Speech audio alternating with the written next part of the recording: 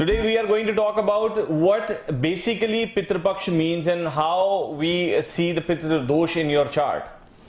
A lot of us, we all get to know from different pundits and astrologers, if you have Pitra Dosh and your financial status will actually go down and you will face a lot of turbulence in your career.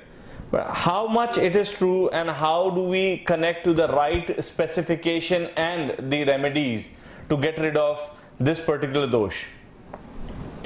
जब से मैं बड़ा हुआ हूं मैंने एक चीज को बड़े नजदीकी से देखा है कि बहुत सारे लोग जब आते हैं ना तो ये बोलते हैं हमने मेहनत बहुत की, हमने काम बहुत किया, हमारे पास जिंदगी में स्ट्रगल हमने बहुत किया, लेकिन अभी तक है ना वो एक मूवमेंट नहीं आई है कि हम कुछ कमा सकें, कुछ बना सकें, कुछ चला सकें। उसका कारण क्या है? कुछ लोग कहते हैं मुझे काल सर्प दोष है, इस वजह से मेरी प्रॉब्लम सॉल्व नहीं हो रही है, लेकिन काल सर्प दोष तो जिंदगी में 28वें साल तक ही जो नेगेटिव इंपैक्ट देता है वो देता है, उसके बाद तो चीजें अपने आप ही सूदन आउट होना शुरू हो जाती हैं। और काल सर्प दोष तो काफी शास्त्रों में बताया नहीं जाता कि कोई ऐसा दोष भी होता है, लेकिन फिर भी हम मानते हैं कि हाँ, राहु और केतु के इंपैक्ट के कारण या उनके बंधन के कारण हमारे जीवन में बड़ी नेगेटिव एस्पेक्ट आ जाती है, वो मैं मान सकता हूं।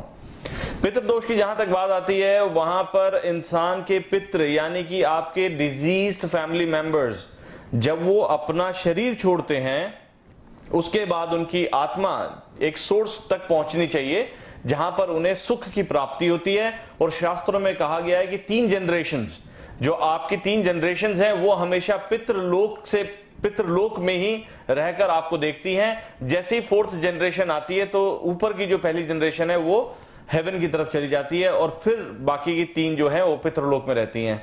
जब तक कोई भी आत्मा, जब तक कोई भी डिसीज्ड फैमिली मेंबर, दोस्त या आपके जानने वाले लोग जब भी मृत्यु को प्राप्त होते हैं या उनकी डेथ होती है, तो वो आत्मा पितृलोक में रहकर आपको देखती है और आपसे एक्सपेक्ट करती है कि आप उनका ध्यान रखें। हर एक आत्मा आपके जीवन में एक स्थान बनाती है, कॉन्टैक्ट बनाती है, एक रिश्ता बनाती है और वही रिश्ता आपके जीवन को आगे लेकर जाता है।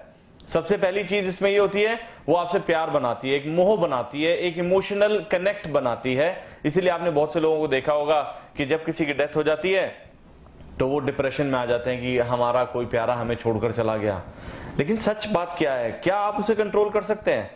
क्या आप ऐसे कॉन्ट्रैक्ट को जो भगवान ने आपके और हमारे बीच में बनाया, क्या उसको आप रोक सकते हैं? क्या आप ऐसे कॉन्ट्रैक्ट को बढ़ाने या घटाने की बात आप कर सकते हैं? मुझे नहीं लगता कि कोई जीता जागता ह्यूमन कुछ कर सकता है। और जब हमें पता है कि हम किसी चीज को रोक ही नहीं सकते, तो उसके पीछे अपने आप को खराब करके कुछ मिलने वाला नहीं है। इनफैक्ट मेरा मानना यह कि आप उस इंसान का जिसने अपना शरीर छोड़ दिया और आपके जीवन में अपना स्थान बना लिया, तो उसकी अच्छी बातों को, उसकी संगति को, उसके व्यवहार को, उसकी बातों को अपने जीवन में आधार बनाकर चलने से आपको कुछ फायदा जरूर मिल सकता है। इसके लिए लोग तंत्र का, मंत्र का, यंत्र का, इसके साथ तांत्रिक का, अध्यात्म का, बहुत सारी चीजों का सहारा लेते हैं। सबसे बड़ी चीज यह है कि किसी को यह पता ही नहीं है कि सही मायने में पितृ को शांत और सुखी कैसे बनाया जाए। हमारे शास्त्रों में उल्लेख है कि काले कुत्ते को खाना खिलाने से हमारे पितृ शांत होते हैं। जो लोग पिंड दान करके आते हैं, अगर वो अमावस्या की रोटी अपने घर की निकालें तो पितृ शांत होते हैं। उसके बाद आप जो भाद्रपद महीना, जो हमारे हिंदू कैलेंडर में भाद्रपद महीना होता है, इसका जो पूर्णिमा वाले दिन से जो समय शुरू होता है 15 दिन तक, महालया अमावस्या तक, यानी कि इस साल में 27 तारीख को पूर्णमासी है, विच इज टुडे, और उसके बाद 12 अक्टूबर को जो अमावस्या पड़ेगी, वहां तक जो 15-16 दिन का समय है, इसमें हम हमारे जो पितृ, जो डिजीज्ड हमारे फैमिली मेंबर्स हैं, उनके लिए हम श्राद्ध करेंगे, उनके लिए हम पिंडदान करेंगे, हम उनके लिए पितृ शांति, पितृ गायत्री, तर्पण और ना जाने और कितने रिचुअल्स जो इंसान सहन कर सकता है, वो हम सब अब करेंगे। आप 3 बेसिक स्टेप्स हैं जिनको अगर आप लेकर काम करें तो आपको बहुत सुख मिल सकता है। सबसे पहला स्टेप जो जरूरी है वो ये कि पितृ को अपने घर से बाहर ना करें। जिनको आप मानते हैं, जिनको आप समझते हैं, उनको आप अपने घर से बाहर ना करें। अपने घर के साउथ वेस्ट डायरेक्शन में उनको एक स्थान दें। भले उनकी फोटो लगाएं, चाहे उनसे रिलेटेड जो उनको चीजें पसंद थी वो आप वहां पर रखें, या कोई भी ऐसी चीज जिनसे आपको लगे कि उनको आपकी याद आएगी या आपको उनकी याद जो आती है उसके अंदर थोड़ी सी तसल्ली आपको मिलेगी, वो जरूर रखें।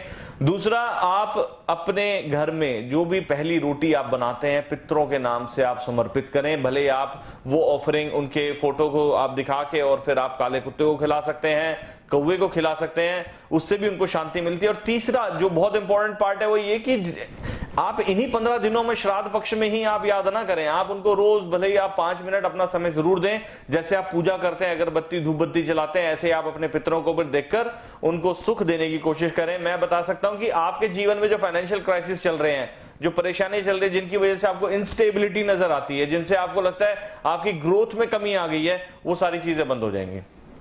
जिंदगी सिर्फ एक ऐसा काम, एक ऐसा तरीका, एक ऐसा चलन नहीं है कि आदमी सुबह काम के लिए निकले और शाम को घर आ जाए। उसमें उसका परिवार भी एक सम्मिलित, एक पर्टिकुलर कलेक्टिव एफर्ट है जो आपको एक पैकेज दिया है भगवान ने कि आप अकेले नहीं हो, आपके पीछे बहुत से लोग हैं।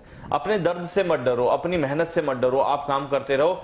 पितृ कभी दुख नहीं देगा यदि आप अपने कर्म और आप उनके जीवन को बराबर तौर पर अपने जिंदगी में मिलाकर रखें, आपको कभी दुख नहीं मिलेगा।